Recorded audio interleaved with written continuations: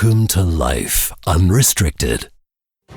This is your show if you're sick of living a life controlled by food and exercise rules, and if you're ready to learn how to accept yourself and enjoy the heck out of life. My gig is about body image, femininity, self-worth, and resilience. Come on, let's walk side by side as we slowly step out of restriction misery and unlock our true selves. Your host, Merritt Boxler, is a former national radio DJ, freelance journalist, speaker, and writer with a passion to make women feel good in their bodies. This is a show brought to you live from Switzerland. Buenos dias, lovely radicals. How have you been doing? Badassing? Baby stepping? Not stepping? Feeling low? Feeling good? I'm a bit on the lower side over here. And let me just say for the record, this summer is really wearing me down. I don't know. I usually love summer. But this year? Ugh. We're going through one heat wave after another, and it's this, oppressive kind of heat. Humid and sticky, the kind you can't get away from. Unless you have an air-conditioned car or workplace or home, which I don't. So this year, I don't really deal with the intense heat well, especially because when it gets so hot and the nights don't cool off, and maybe you want to know that I live on the top floor, right under the roof. So yeah, then I just find myself completely unable to sleep. Because, who's able to fall asleep in a pizza oven, damn it? So yeah, I've been quite tired and cranky over here. Yay! Totally not the person I want to live with, but that's unfortunate because there's not much of a choice here. So that's that. And if you think that I'm complaining on a high level, then there might be some truth to that. But you know how it is. When we feel off, no matter if the level is appropriate or not, right? But since I could get this out of the way, which I did, there's room for joy here too. And there's great reason for great joy this week. Because I have received a very generous pledge via patreon.com, and it was you, Amy, that showed such generosity. And for that, well, my eternal gratitude upon thee, Amy. I think a lot of people are grateful for this kind of support. Because without people like you, Amy, people who actively contribute to the existence and sustainability of this show, Life Unrestricted wouldn't exist. That's just how it is. So, Amy, thank you for making such a difference. For all of you out there who want to be in my precious Patreon tribe or are willing to give it a thought, go have a look at my page on Patreon. You can find it at patreon.com/lifeunrestricted. And Patreon spells patreon.com/lifeunrestricted. You can make a pledge at any amount per episode that you wish, and of course there are no strings attached, so it's really just you supporting the show until the day you don't. Anyway, Amy, you didn't just make a generous pledge, but you also wrote me an email, and I just have to read this here because it's so touching and it really sums up why I do what I do and why I think this show is important. So let me read Amy's email for you, lovely radicals. She wrote, "Hi Merritt, I'm hoping this email gets to you and not a spam folder. I would reach out to you via Facebook, but I removed myself from social media last year. Good for you, Amy. It's been one of my recent steps towards health and balance in my life. I just wanted to let you know how much your podcast has helped me. I stumbled across it in a random search for podcasts related to body image. The title intrigued me. I too wanted an unrestricted life. I just listened to your last podcast in which you really opened up about your own disordered eating and exercise behaviors. And I wanted to say that it was very brave of you to open up, and you shouldn't feel any regrets in doing so. For many people, including myself, there is no shame in admitting that anorexia or exercise addiction or exercise bulimia can be a struggle spanning many years and many mutations.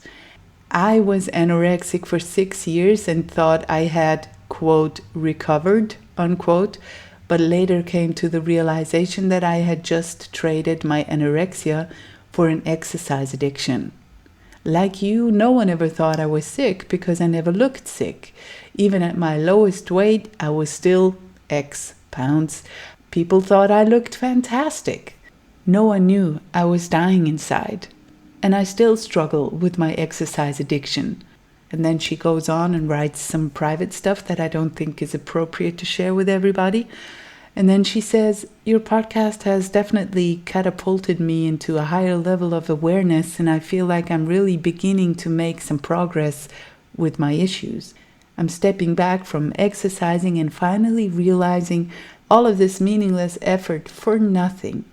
It's just not worth missing out on life, and you so eloquently explained it in your last podcast. Gosh, I really feel like I've known you for years. I can so relate to everything you say. Thank you from the bottom of my heart for what you are doing. It really has been life-changing for me, Merit. With gratitude, Amy. Wow. Thank you so much for writing this, Amy. And thank you for being a badass and for stepping out of your restrictions and for letting yourself be you. I mean, the world is waiting for people like you. And I'm so happy that I can make a little bit of a difference in your life. And I can't wait for you to fully show up in life and realize that you're enough. You don't need fixing. So, lovely radicals, you see, I'm really honored to be surrounded by people like you, like Amy, and like all of my guests. I'm so honored. I get to have such interesting, insightful conversations with generally colossally inspiring guests. I mean, that's wonderful. So thank you for being on this journey with me, everyone. You really matter. And would you believe it? As coincidences go, here's another Amy waiting for you all. This week on the Life Unrestricted podcast, I get to talk to Amy Pence Brown from Boise, Idaho. Amy describes herself as a fat feminist mother who believes in opening her mouth and her heart. From both of these places, she tells stories. As a writer on her blog and other local and national publications, as a historian giving tours for Preservation Idaho, and as a visual artist creating subversive stitchings and performance pieces. She has a master's degree in art and architectural history and has worked at many museums and has juried and curated numerous exhibitions. You might have seen her radical stand for self-love at the Capital City Public Market on August 29th, 2015 in Boise, Idaho, because it was shared all over the internet. Amy's message of self-love and the value of all bodies, no matter their size, went viral. And it has been written about by several publications, and she has been interviewed by CNN, USA Today, Cosmopolitan, etc., etc. And this is what Amy said when I asked her about her earliest memories of being in a body. Wow, when I was little, I don't think I thought that much about my body, other than I did know that I was a chubby girl from a very young age. I remember that being something that people noted about me. Mostly, when I was young in a cute way, that was something that was kind of cute. When I got a little bit older, I felt a little more self-conscious about that identification, and that maybe it wasn't so cute as I got older. As a teenager, though, was really when I became sort of more aware of my body, which I think is true for most women and young girls. right? When you go through puberty and your body goes through such sort of dramatic changes, as does your mental state and your brain and your mind and your education, and you start to become aware, at least I did, that my body was a political vessel, and something that I didn't have that much control over, even though I wanted to and felt like I should. I realized that what people, in particular men, thought about it and thought that I should do with it, or what my parents believed I should, how I should dress it or what I should put on it. And it was much more up to other people than it was to me. So that was a time when I really became aware of using my body and the power that my body had, but also feeling sort of disempowered about it at the same time. Do you remember how your parents related to you and your body and their bodies and food? And food, is that what you said? Luckily, I grew up with parents that had a pretty healthy attitudes about food and their bodies. Well, I do have memories of my mom dieting or, restricting some food. It was never very dramatic or something that she talked to us about as children that much. We often ate a variety of foods and had a garden at our house and went out to eat a lot in rural Idaho. And so I was lucky that way, I think, that we grew up with a pretty healthy relationship with food and parents that have a healthy relationship to food. So it was mostly the peers at school that made you aware of your body and gave you the idea that it was wrong? Yes, and it was also, I did get a little bit of that from my family. I was, a chubby child turned curvy teenager turned fat adult. And again, my family referred to me often in terms of endearment as such when I was younger and continued to do so when I became a teenager. And then it was definitely society and my peers that made me realize that that wasn't necessarily cute or funny. My parents did have sort of strict rules about how they wanted me to dress, how they wanted my hair to look. And that actually is a strong memory for me as being my first sort of defiant feminist act. At the time, of course, I didn't know a lot about feminist history or theory or even what a feminist was. At the age of 16, when I had my whole life had long, dark, curly hair, and in sort of an act of rebellion against sort of beauty standards and against that hair being an identifying marker for me, at the age of 16, I saved up all of my own money, and for the first time in my life, went and found my own hairstylist at a salon that was not my parents' salon, and paid her to cut it all off into a short pixie cut, which in the early 1990s in rural Idaho in the United States was radical. My best friend and I did it together secretly. I think we were the only two girls, maybe literally in the entire high school of 600 people that had short hair. And it was seen as sort of a more masculine or male haircut. So it was a pretty dramatic and important move for me. My parents were angry that I did that. I remember getting in trouble. My dad didn't speak to me for several days until they got over. And I also at that point started to take more control over my clothing and what I wanted to wear and how I wanted to dress, which I think was also difficult for my parents. Yeah. After all, those are the people that we get the ideas from. And I relate to what you said very much. I think for me, it was when I was 22 or something for the first time when I just at home took my scissors. I wasn't around parents or anything, but I was just trying to be different and, like you said, rebel against how I was supposed to look. So I just cut off my own hair, and it looked really skewed because I didn't go to a hairdresser, and I ended up cutting it shorter and shorter and shorter until I basically had a shaved head almost. And it was wild because it wasn't really accepted. So I get what you're saying. But what I was wondering is, were you always a rebellious nature? Is that your personality, or did something set you off and made you turn into a rebel? That sort of is in my personality. It is something that I have done looking back on my life repeatedly. I sort of came into feminism alone. Nobody taught me how to be a feminist. I don't think my mom to this day identifies that way, nor definitely does my dad. I had no role models for that at all, other than maybe fictional novels and books. I wasn't even reading anything that radical as a child, and I certainly wasn't exposed to it in real life or, in media or popular culture. So it's something Where did that it really come from? I really came from within me, and I do think it came from me realizing, I did have a great friend who was sort of my partner in feminist crime in high school.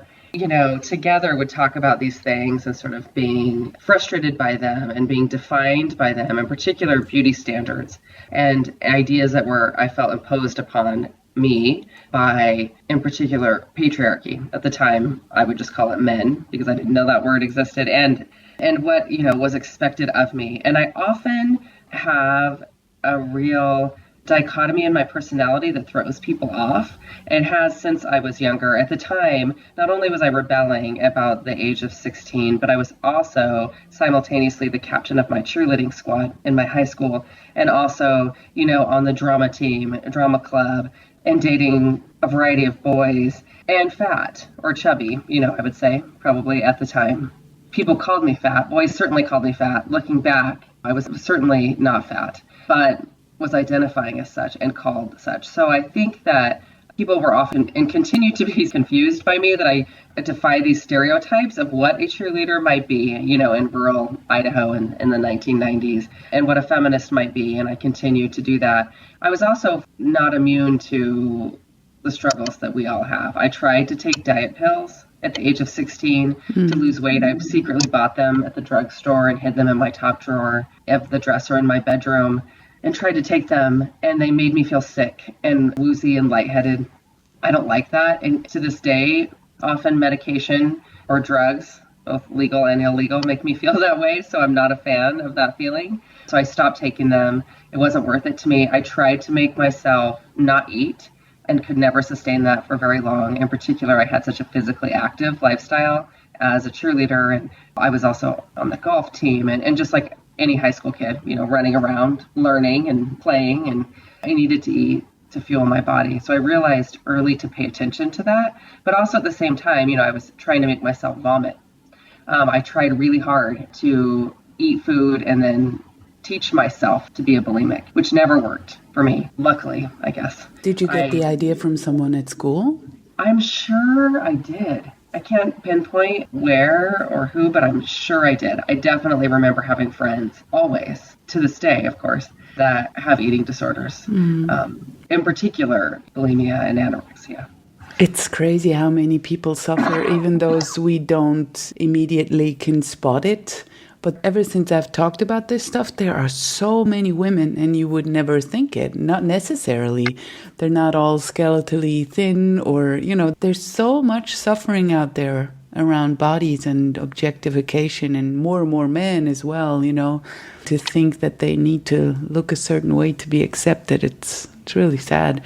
So I'm glad it didn't work out for you, the vomiting. Really glad.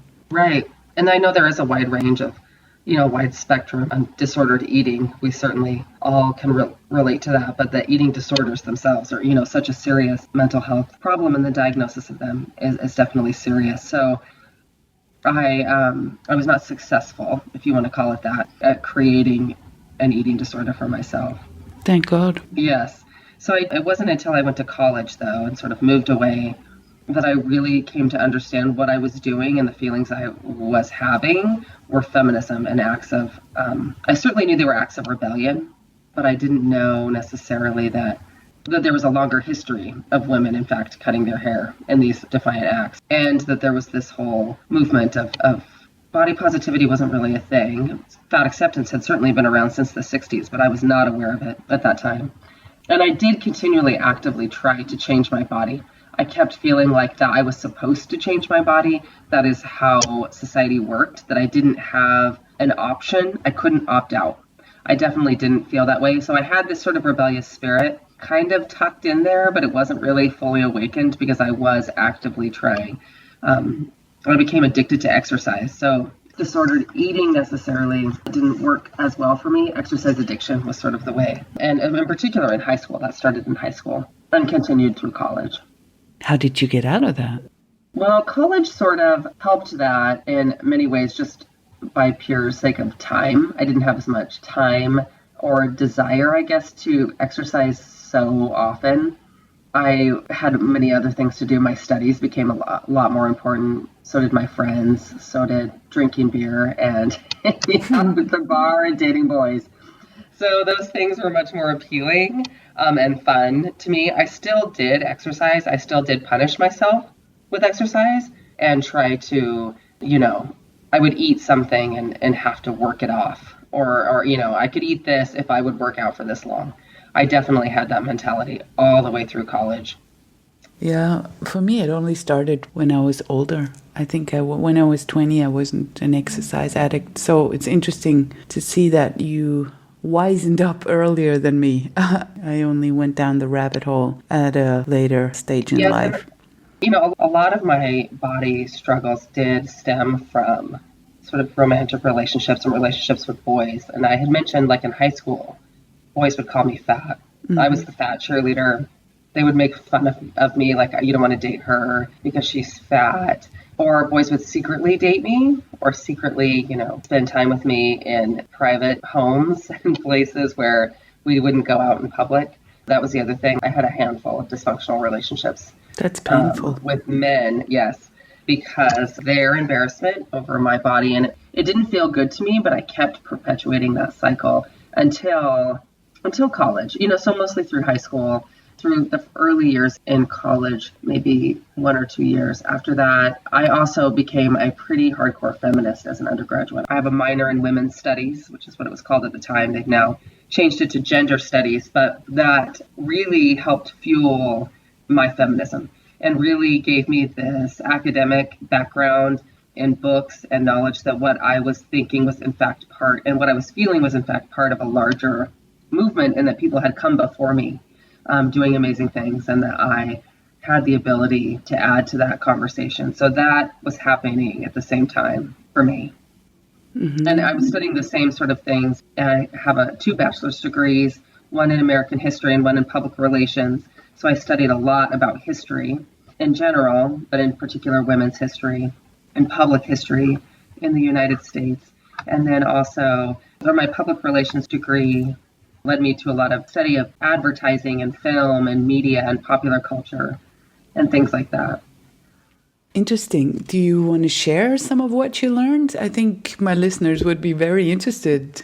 Yeah, well, it continued, so I'll go with that. It continued into my graduate studies. I have a master's degree in architectural history. So all of those degrees really, really fueled my body positivity and my feminism. And I often say that books and education continue to be a key for moving forward in anything, not just body positivity or feminism, but definitely in those ways. And part of what I studied as an undergrad, I just rediscovered this project when I was going through old papers and documents and photographs in my house when my basement flooded. And so I pulled these boxes upstairs and was trying to go through them and clean things out. And I found a project that I did as a junior. I must have been 20 years old in college for a museum studies class, an exhibition design class. And I put together a fake museum exhibition on body image.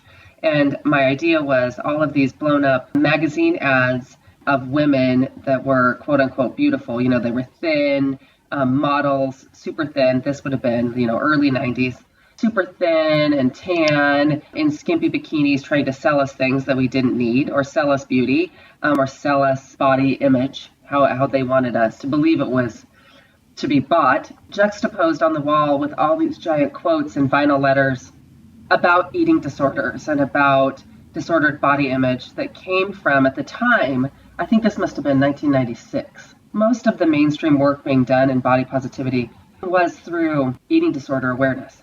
At least the things that I could find as sort of a junior researcher in my college library. And so I had pulled some great information from eating disorder clinics about paying attention to your body and about the damage that media can do. So I'd created this great exhibition, this fake exhibition in this fake museum gallery for this final project.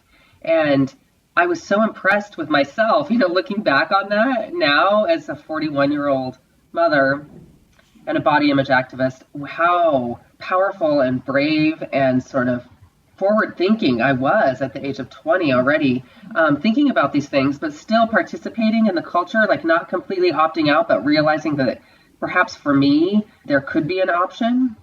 And my professor, there were notes in there, I got an A on the project. And my professor had written on the paper something about how this was the most extraordinary project and the most unusual exhibition project he'd ever seen. Most kids at that age, when faced with creating a fake museum exhibition, would do something sort of more typical, like paintings, right, or sculpture from a famous artist. They wouldn't be thinking about advertising as art in such a sort of non-traditional way and taking such a revolutionary approach. And so he noted that. But that's just one example. I also wrote a lot of really interesting feminist theory and fictional books by feminists, and went on in graduate school to study all sorts of really unusual things. I wrote a paper in a graduate class and presented at a conference on menstruation in ancient Greece. Wow. In particular, the menstrual culture in forms of dress and body adornment. So sort of the ways how they would identify a menstruating woman through clothing and or at the time, like pessaries, or, this is pre-tampons or maxi pads. So this is like what they would do when a woman was bleeding or menstruating in ancient Greece. I also wrote and presented at a conference another paper in a project on images of breastfeeding in colonial Latin American art, in particular the Virgin Mary, and images of breast milk and breasts and nursing. So I have done a lot of study of bodies, in particular women's bodies, in a variety of ways through my academic studies as well as my own personal activism. It's truly extraordinary. And there's so many things you said that we could unpack, especially, how we're all, as women, how our bleeding is supposed to be hidden away, and we're not supposed to let on that we are beings that actually cycle. And all of this is, and death and puberty, everything is kind of put into neat, sanitized boxes that take the femininity aspect of it all away. And then we're being called oversensitive for our normal rhythms. So, there's so many things that just popped into my head when you talked about it. And the sad thing also with feminism is that so many people who did describe themselves as feminists in, the 80s and 90s were also very disordered eaters, even though they were taking the stand for femininity and females and women. And that is so weird looking back, that we didn't see that we were still participating in our own oppression and at the same time telling the world that we were taking a stand for women. Yes, I absolutely agree. And unfortunately, I think that's still happening today. Oh, yeah. I don't think we've gotten that far in that awareness. But I think that, with people like you and me and others speaking out more, getting more attention from media and popular culture, that we are drawing awareness to that and making really important radical change. But it is slow moving. Yes, it is. And it really doesn't make sense unless we tackle the body image stuff. Feminism doesn't make sense, because if this is not addressed in feminism, then the whole intersectional feminism falls apart. Because when weight stigma and fat shaming is still out there, then there's still so much suffering in every category you find yourself in life. Yes, absolutely. I wrote a blog post a while ago. I talk about this often and get a lot of pushback, which is why I know we have such a long ways to go, that you cannot be a feminist unless you're body positive, and you cannot be body positive unless you're a feminist. And we shouldn't forget that for me, maybe I have a more moderate approach, I don't know, but for me, I include men in this because I see the suffering for men as well, especially since men have reached out to me as well, saying how much they suffer from the ideas that were imposed on them, how they were supposed to be masculine and buff and showing no emotions, and how much this whole patriarchy thing hurts them as well. So for me, when I say feminism, I have an inclusive idea. I maybe think about it a little more critically or a more in detail view, so that I don't feel like I'm excluding people who are in need of being allowed to be themselves without being shamed for it. You know what I mean? Absolutely. I absolutely agree. And my feminism does not exclude men either. I absolutely believe men can be feminists, and men are an important part of body positivity. In fact, I often refer to, my husband calls himself a feminist. I call him out as one of the best feminists I know, actually. And also, along those lines, I've been a body image activist for about 8 years, but when I became internationally known for a stand in the black we'll bikini, talk about that.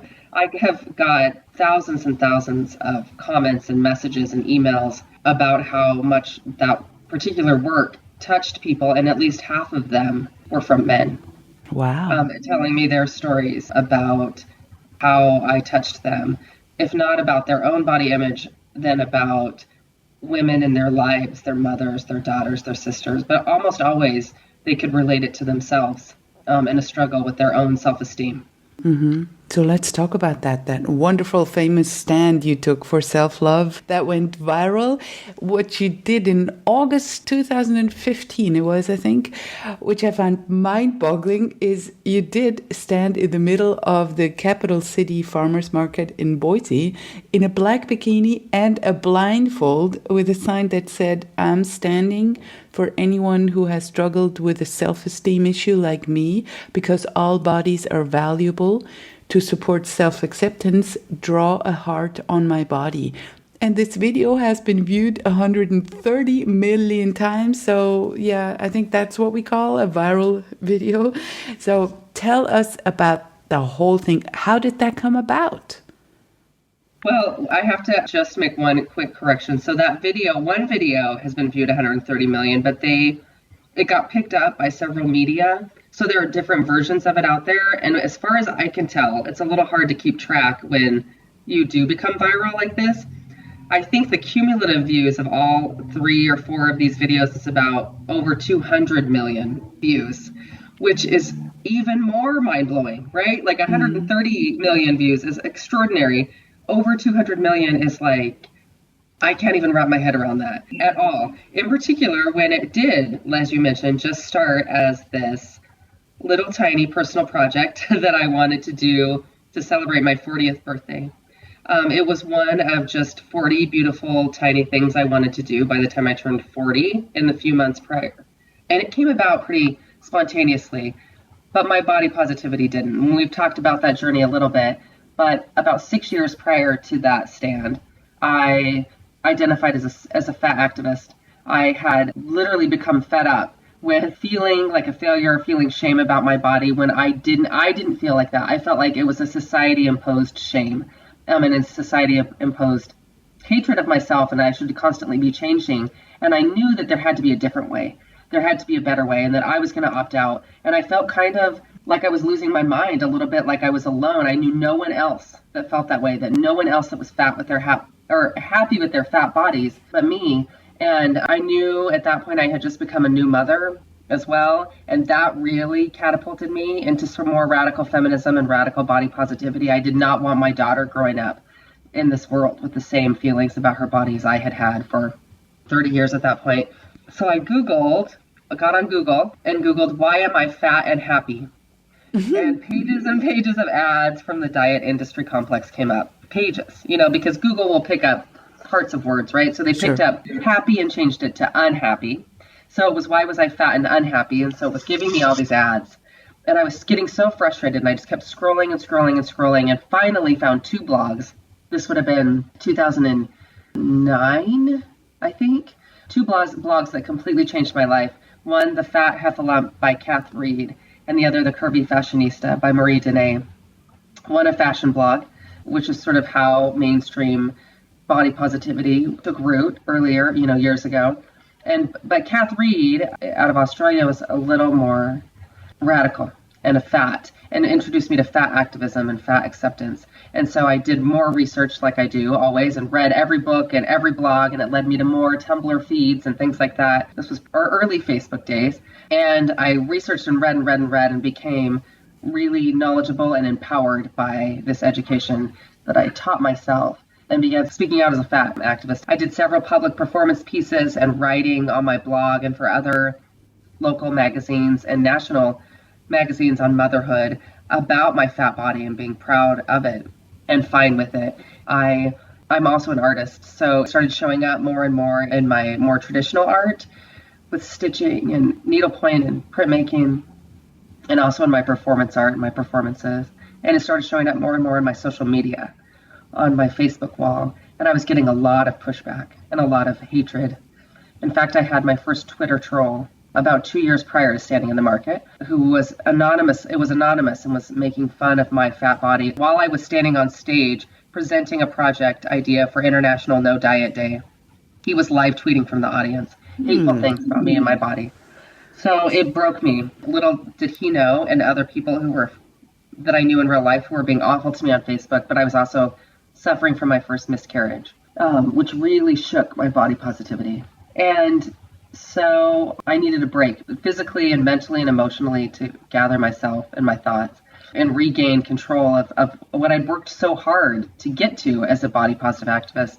So I took a break from social media and everything for the whole summer and came back stronger and louder, which is sort of my MO these days. That's what I wanted to say. That's what you do, yeah. I started the Boise Rad Fat Collective on Facebook. So this was 3.5 years ago. So I'm going back a little bit to get to the story about the market. And I started it as a safe place for the handful of radical fat feminists I knew to share stories and links and news articles, because we were all receiving hatred and awful, awful body shame pushback on our own Facebook pages and Twitter and in real life. So we wanted a safe space to share it, free from that judgment. So there were about 8 of us in the beginning, and it was a radical space and really life-changing. We would share personal stories and that sort of thing. I kept it really small on purpose to keep it radical and positive.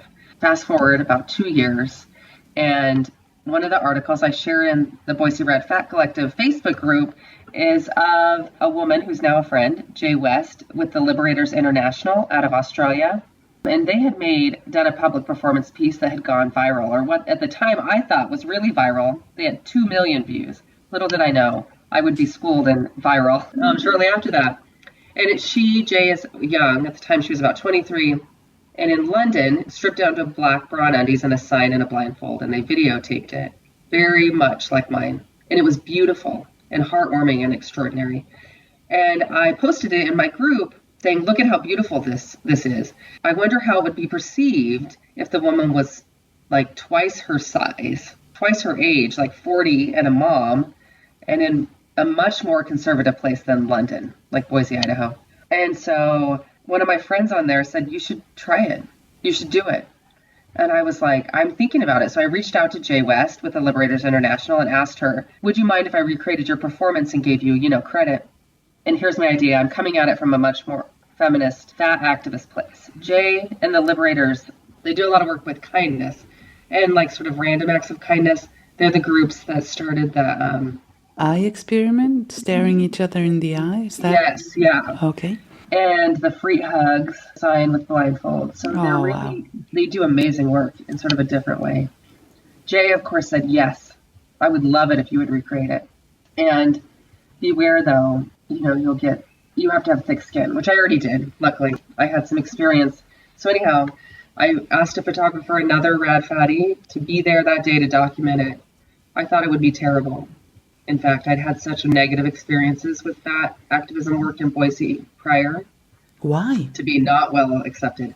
Boise continues to be not that progressive in terms of feminism and body acceptance. In particular, women hold tight to the ideal of thin and equaling good, and the idea of health.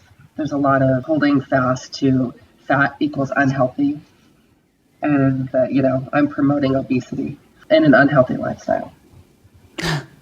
Yes, arguing the exact opposite of that, but It's hard to teach them. It's really hard to make them see that there are so many people at different shapes and sizes who are very healthy. And just because they have their preconceived notions about what healthy should look like, it is hard to even talk to them. They just go on full on denial. You cannot be healthy. It's amazing. Yes. And I often make the argument that it's not about health, that I'm talking about self-love and body acceptance, which is not dependent on your health to feel that way or to be that way. But they always want to bring it back to this argument of health. But you could say that if you love yourself, you're much more inclined to take care of your health than if you hate yourself. I mean, that should shut an argument like this right down. Yes, and I often say almost those exact words verbatim because I do absolutely agree with that. And we forget that such an important part of our health is whole health, like mental health and spiritual health, in addition to physical health, which I think that, self-love and acceptance and ridding ourselves of shame play such important parts in that, like you said, making us ultimately so much healthier.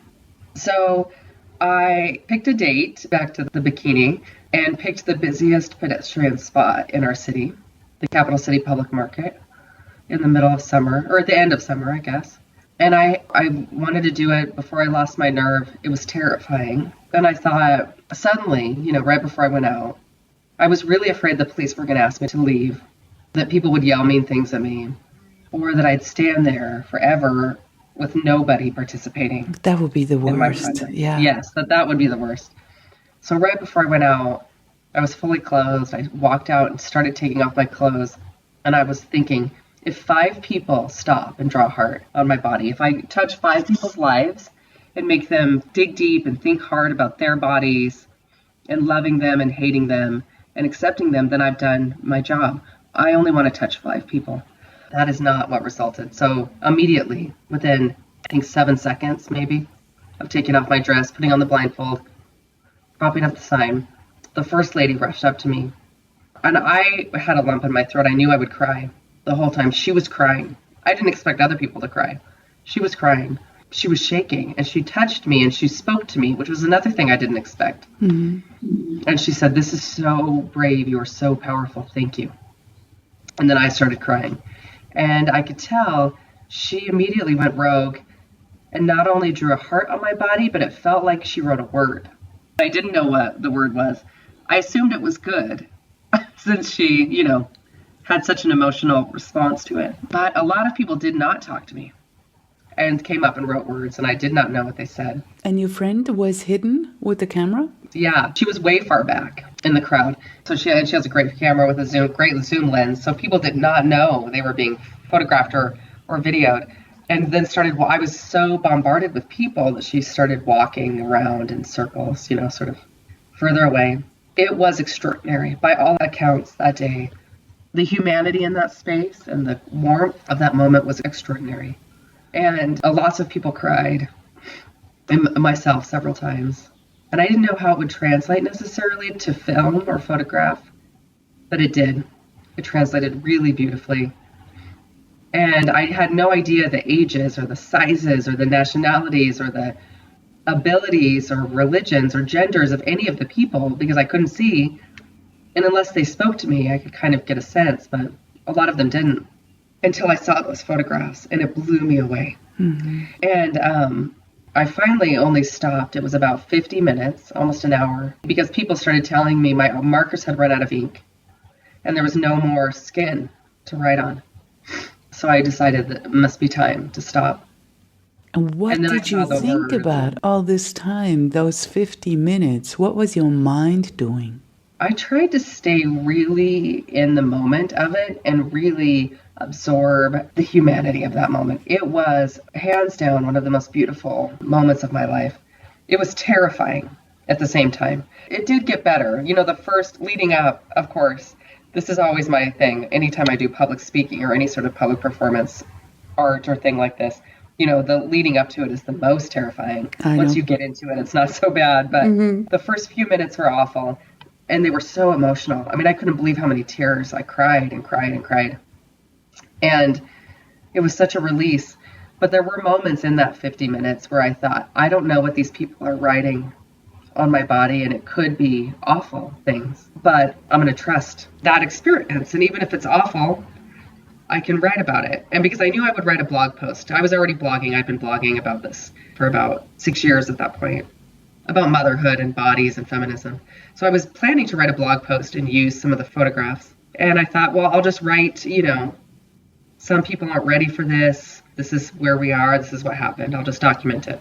But I did hear a few negative things being said about me, too, from a distance. People didn't necessarily walk up and say negative things, but they did kind of walk by and say inappropriate. Again, this is a very conservative place, so there was some talk about how I was inappropriately dressed by being in a bikini in public as a fat woman. Asking people to engage with my body, I guess, was inappropriate. So there was a little bit of that. Mostly I heard from other people in the crowd afterward about conversations that they heard from a respectful distance from me. So people were saying negative things, but not so close that I could hear them. Again, mostly based about the impropriety of it, that sort of thing. But more than that, I only heard positive, amazing things. And one of my favorite moments was a young father who knelt down in front of me with his 2 young sons and read them my sign out loud and told them, this is what a beautiful woman looks like. And I know he was talking about more than my physical appearance. And that is one of the most stunning stories, including stories that people told me. They stood there whispering in my ear, telling me about struggles, men and women, telling me about their own personal struggles, how much I was opening their eyes and opening their minds. And one woman told me, you can't see what's happening around you, but you are touching people in ways, extraordinary ways. Mm-hmm. Like even if they're glaring at you, like a lot of people are walking by and giving you dirty looks, you are making them think about their bodies and other people's bodies. You are giving such a gift. So that was extraordinary. And then I would hear conversations. People would meet each other as they would come up to take a marker out of my hand and write on my body, and they would start talking to each other about me, and then start talking to each other about struggles as young women and old women and aging and having grown up with small breasts and being embarrassed of them or whatever it was. It was striking up all these beautiful conversations. It was, by all accounts, such a beautiful hour in that space. It translated really well. Again, I wrote this really heartfelt, raw blog post about it. We got together one night and decided to make a little iMovie video, including some of the live footage and the photographs with some music and some words that I picked specifically. And I attached that to the blog post and dropped it all out into the universe on Facebook, mostly how I always share my blog posts. I thought that people in Boise might like to hear the story, that they, ones who weren't in the market that day, which was the majority of people, might find it really heartwarming and inspirational, and they would like to hear it. Little did I know, I dropped it and it was immediately shared and shared and shared and shared and shared all across the world. Within 24 hours, the local media had picked up the story. I think the original video is about 4 minutes long and lives on Vimeo. It had been viewed about 30,000 times in, 20 hours or something. And the local media picked it up. Within 48 hours, it had spread national. And that's when other BuzzFeed, HLN, Daily Share, CNN, other people picked up the video and cut it. So the version that most of you have seen is a shorter version of it that they edited and added some words to. But they did a great job. I have to say, they really kept the integrity of the project. So those are the ones that went super viral, along with my blog post. Within 72 hours, it was international. And it had, so to date, it has well over 200 million views. I can't really keep track of it. And so many stories, press stories, CNN and People magazine, Today, oh my gosh, Fitness, Shape, XOJ, like mass amounts of press started calling, lots of TV shows. Were you overwhelmed with that? Yes, that was very overwhelming. And, immediately with that comes the negative. Mm-hmm. The negative comments about my body. On an entirely different scale, I would believe. Yes. Luckily, I had this one devastating experience with a Twitter troll and a couple of friends on Facebook that I'm now thankful for. It kind of prepared me. in some ways, although you can never be prepared for that amount of fame for something so sort of controversial. But mostly, the beauty and the way it touched people was extraordinary. As I mentioned, like thousands of messages coming in to my inbox. My Facebook friend requests maxed out at 5,000, like within like 3 days.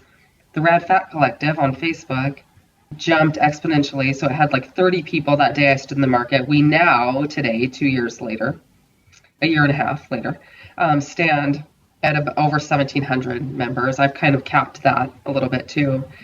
I'm trying to keep it manageable and small-ish. So I'm a little particular about letting more people in. At this point, I was letting everyone in, and now it's getting really big.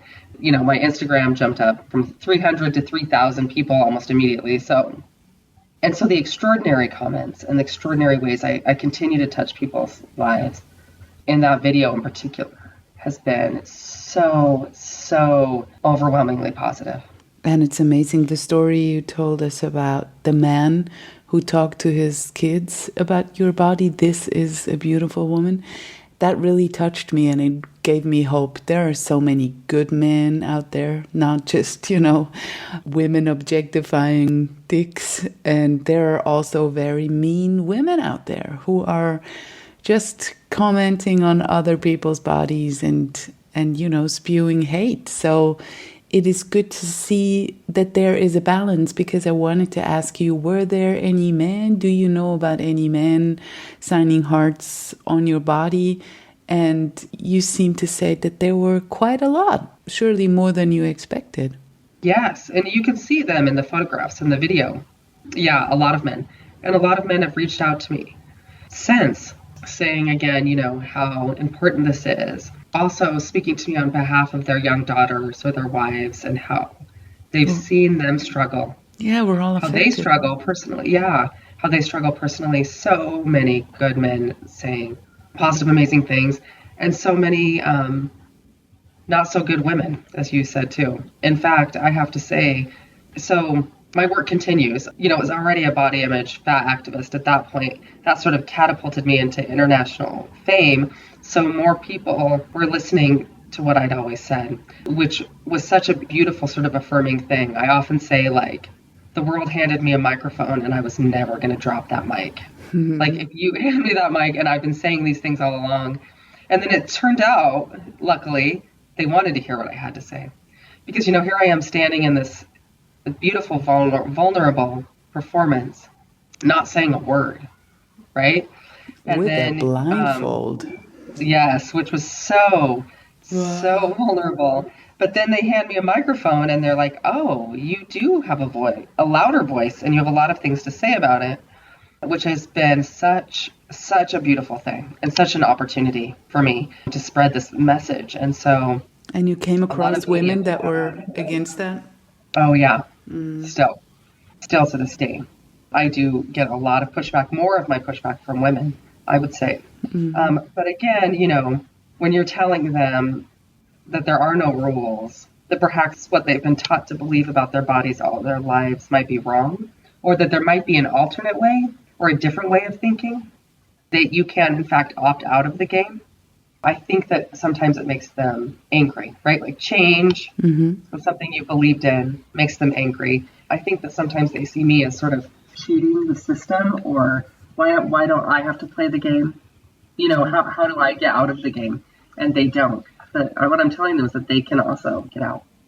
Yeah, when you're invested in that for so long, like a whole life, and somebody tells you can be happy right away, you just don't take it that well. That's probably why this whole movement gets so much pushback that at first glance is not understandable. But at second glance, it gets understandable because we've been so invested in this all the time. So somehow we can compute that there's another way. Right, exactly. Yeah, that's really sad. Why did you blindfold yourself? Was it because you wanted to protect yourself from actually seeing how nasty people could be, or was it just as an additional effect? Well, there were a number of reasons that I chose the blindfold. A number of reasons that the blindfold became an important symbol to me. So wearing a bathing suit in public, a bikini in public as a fat woman was brave. And a lot of people comment on how brave that was. But to me, that wasn't that brave. I've been wearing a bikini for years in public, not necessarily in that setting, right? More like at the pool or the beach, but that didn't feel as brave as the blindfold did. And the blindfold to me symbolized a number of things. One, it made me vulnerable, extremely vulnerable, which I felt was so important to the project. And to get people to engage with my body. I felt like they would be more likely to participate in the drawing of hearts and come up if I was blindfolded, rather than staring at them right in their face. Mm-hmm. I also thought it took away my identity a little bit, and so that they could see in my body, their body, and everybody, so that my body became representative of, the collective bodies, theirs and others, rather than being identified with me personally so much. And third, I liked the way that the blindfold, in particular the black blindfold, represented the way that fat bodies have been treated in the media and represented in the media for years. Fat bodies are often depicted on TV or the news or in stories with their heads entirely cut off or black bars across their faces, sort of reducing them as to nothing more than a body that's to be reviled. Mm-hmm. Removing their humanity from that moment, because our bodies are often used as a tool for weight loss or a tool for promoting a healthier lifestyle, quote unquote, or to make fun of us, and as a body that nobody would want, right? That these are the bodies that we are actively trying to be rid of or we don't want to look like. And so that representation of fat bodies and larger bodies or unconventional bodies in the media, I was making a comment. To me, the blindfold sort of making a comment on that as well. But it did, in fact, make me so vulnerable. It was terrifying. And I have to say that wearing the blindfold was more terrifying for me as a person who likes control and has had mean things said and done to my body and about my body. And putting it out there like that, being blindfolded, was incredibly scary and vulnerable. I can't believe you did that. It's almost inconceivable for me how I could ever muster up the courage to stand, especially in a crowded place, almost naked and not being able to see due to the blindfold. Oh my God. I hardly go to the pool because I feel self-conscious all the time. So to me, this is a really, really radical act. And it seems to be a textbook example of how facing our deepest fear can be the very path to liberation. But I wonder, do you think is doing something like that for everybody? Or what could someone like me do to face their fears without going full force as you did? Right. I often get that question. And I say that I am completely at peace with my body. And I have been for a number of years. So I would never have done that had I not been in that place where I am so secure in myself, and my skin is so thick that I knew nothing could harm me at that moment. And I was fully prepared to be yelled at or taken away by the police. And I, in fact, instructed my photographer at the last minute, just keep shooting. If that happens, I got it. I can handle it. Just keep shooting, because that will tell a story. I'll write a blog post about how it didn't work, but it did. It was the opposite of that, which was great. I often tell people, you do not have to stand in a market naked. I will do it for you. That we all have strengths and voices and privilege and power to do things to benefit the greater movement of body positivity and fat acceptance. And mine is often through performance art like that, and writing and public speaking. So that is sort of my strength, and other people have other strengths and other ways to add to the conversation and justice. So Jay West did it first, right? And then I took her idea to this feminist standpoint, and almost immediately after my video went even more viral than Jay's, women around the world started rising up in black bikinis and blindfolds and replicating our stand in a variety of beautiful ways. And they would often contact me and tell me they were going to do it, or I'd see it in the news. It literally ignited sort of this movement of women doing this, and continues to inspire all sorts of new creative work. I see it all the time, and people will send it to me, either the artist or the maker, or somebody will see it in the news and send it to me, of women, writing on their skin or using the same sort of format of bikinis or underwear and writing to make commentary about feminism and our bodies. And I love it, and Jay West loves it too, and we're both so thrilled. But I know that other women who have not been in the same place, maybe on their body positive journey, have tried this. It has not been a positive experience. That can be re-traumatizing, I would say. Yes. I think that some women have tried to use it as a tool to build their body positivity, which I would never recommend. It is not something you should do unless you are completely secure and confident with your body.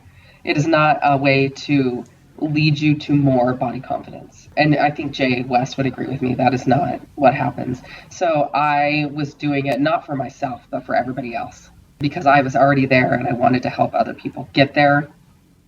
So that, I know other women who have felt too vulnerable. It's been a negative experience, and or they have had one woman in Berlin, a young woman did it and had men draw penises and write awful sexual things on her body. And it was traumatic for her. In addition, they often get press for these performances.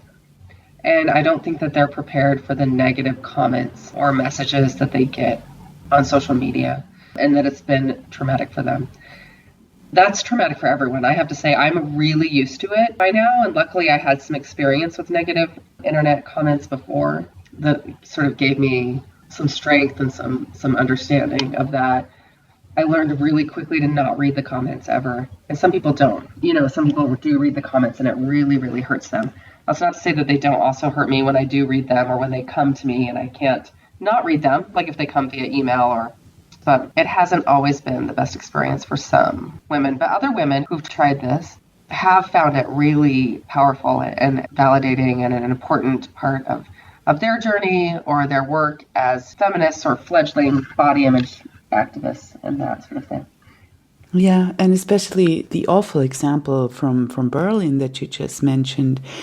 I hope someone filmed it, because that in itself, that would be the only upside to this whole experience, would be that this is documented. This is what happens. This is what women get treated like. And then that would set an example that opens our eyes. Right. I don't think she did. She had someone take some photos, but not of that particular thing on purpose. And then she also never did write about it. That would have been so important. That would have been the only upside to this thing. Right. And she's awfully young. Yeah. I think it was too traumatic for her. And she wrote to me personally. She reached out and said, "I'm devastated by what happened. The press picked it up and I continue to get me comments. It was a mistake and I should never have done it." And it put her in a really bad place. And I tried to offer her solace and kindness and advice.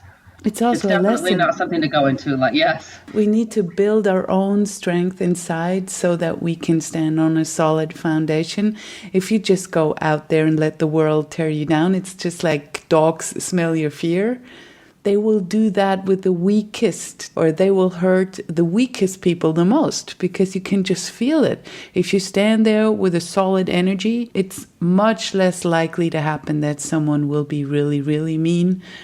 And I think that, she maybe came at it with the wrong, quote unquote, motivation behind it.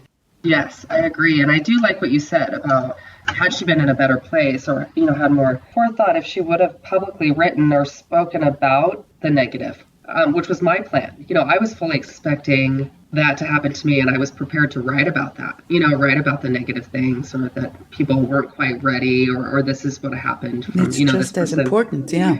Yes, and absolutely. I do think it's important. And I do try to speak out often about, I get a lot of hateful, messages, and I get a lot of sexual messages and imagery in particular from men. And I hate to focus on the negative part, but I do think it's important. And I think it would be doing a disservice to other people if I didn't talk about it sometimes. And if I didn't say that this actually happens, because I do think that that's really telling, and it's an important part of my story. And it is very important. My work being transparent. When you talk about what happens and someone else might be less hurt by it, because it's just the reality of today's social media vitriol that is being thrown around at people who stand out. And it's an important message to be sending to people that this happens and it's not about you, it's about them. And we need to spread this message as well, not just the positive, but, it makes the harm stick less. Exactly. I hope so. I do, vacillate back and forth between, I worry that sometimes telling people the negative things that happen when I speak out, or I post a selfie of me, a fat woman in a bikini, and I get all sorts of hateful comments, or, I get lots and lots of dick pics from guys who want to save me and have sex with me and treat me right, quote unquote. Yes. So I get a lot of that sort of messaging from men that either they have a fat fetish or they see me entirely as a sexual object, which is ironic given the point of my work, or they, think that I must have low self-esteem, or that no men are attracted to me and that they will come and they will show me. Shows their prejudice what I need, yes. So that happens a lot. And you're afraid this could be discouraging for people? Yes, that would discourage other women from speaking out or being brave or standing up because they might think, this is what happens when you're a woman with a voice. This is what happens when you speak out. You get, hate mail and dick pics, and so I don't want to do that. So what would you tell them? Well, I would say that's absolutely true. And there are times for me that I have to say that I've been like, oh, I have to take a break and step back from that and try to reassess that. Again, it's kind of like standing in the market. To me, my work, putting my body out there, I often use my body as a canvas for my art and my activism. So it is a vessel in which I live and love and I use as a canvas. And that in and of itself is a scary, vulnerable thing. So I continue to be braver using my body. Not everyone has to do that. So that's the other thing. So like I used my body as a canvas in that bikini piece. I continue to do so. And that's not, always what you have to do. So what would you tell someone who is slightly discouraged by your negative experiences and might be less inclined to take action? Well, I often tell people this in general, that there are so many ways to be an activist in your life, both in small and big ways. And my activism is often in big public ways, right? But you can be an activist in sort of personal ways that don't involve the internet that are just as important and validating. You can be an activist in your own life, and by living your own best life out loud, you are in fact being an amazing example for others around you, be that your children or your partners or your coworkers or your neighbors. That by living a happy, positive, shame-free, radical life in whatever body you have, you are spreading that message to others around you. And it could be something so simple, like wearing a bathing suit to the pool with your kids for the first time that push you, slightly outside of your comfort zone, or like reading a book or throwing away your scale or giving it to the thrift store or smashing it in your backyard, or buying an outfit that doesn't hide your body but celebrates it regardless of what size is on the tag. These tiny steps are really, to me, small revolutionary acts of activism. Shouting bullshit out loud whenever you see a diet ad or some new Whole30 blah blah. And that's not to say that you won't still get pushback from people around you, but I do think that these conversations are often better had in person, or like on a podcast, or in person or over the phone. The internet is such a valuable tool. It is a way that my activism has spread, and I often use it for my activism, but it can also have such a negative effect. And so balancing that, and we can get great support also on the internet. That's what it's good for, because that's still a bit hard to come by in real life, and that's making the best use of the internet, and then curating your social media feed that will filter out some of the toxicity out there, so to say. And I heard you say that courage needs couraging. And I loved that quote. Was that your personal quote? No, that came from a woman named, oh, I'm going to forget her name, a theologian named Mary, and I forget her last name. She said it, and I read it somewhere in a book. It might have been a Brene Brown book. Don't quote me on that, but it might have been. And sort of a feminist activist from the 70s. Oh, why am It's I a beautiful spacing her last quote. name? Doesn't matter, Yeah, but it's a beautiful Mary. quote. And she said, courage needs couraging. And I thought, I think that's great too. I pulled it out. I quoted her in my TED Talk, which is why I'm so disappointed in myself for spacing on her last name. But I find that that is so true in my own life. So I push myself, and if I'm not pushing myself or doing something that scares the shit out of me, then I'm not living my life right. And that's just for me. That's very much of a personal thing that I've noticed, that I need to constantly be doing something that scares me or then pushes me outside of my comfort zone, and it makes me braver. And I find that the more I do that, the braver I get. I think that's true for everybody. Yeah, and they can be little things, but once you do something and you realize that was okay, I got through that, or I handled that beautifully, or I didn't handle that beautifully, but I learned this, and now I can try this, and then I can try this and try this. So it just really builds. I would say people often cite that stand in the market with the bikini, the blindfold, as like one of the most bravest, vulnerable things ever. And I absolutely agree. But I have gotten so much braver since that moment. I am so much more courageous and brave now than I was then. And I was pretty courageous and brave then. So that moment has led me to be louder and prouder and more radical, and has taught me so much. I've learned so much over this past year and a half. I continue to grow and learn from people, and the movement, morphs, and I read more books and I hear more stories, and it has continued to make me grow in extraordinary ways. And it's a good example of how we can really only change ourselves if we want to change the world.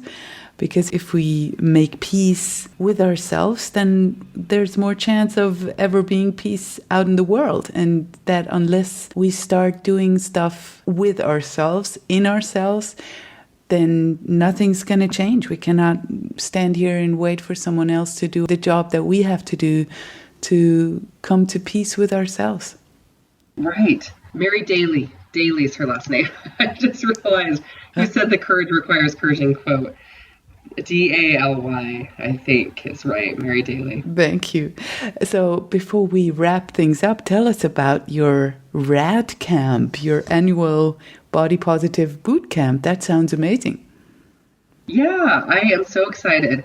This summer, I'm launching 2 RAD camp for teens and then a RAD camp for feminist women. And that's a sleepaway overnight camp in a little mountain town in Idaho. And the girls' camp is just day camp for a weekend here in Boise. And we're doing all sorts of activities about body image and self-esteem and creating a positive relationship with food and moving our bodies, exercising for fun rather than fear, and studying feminist art and activism and talking about being an activist in big and small ways.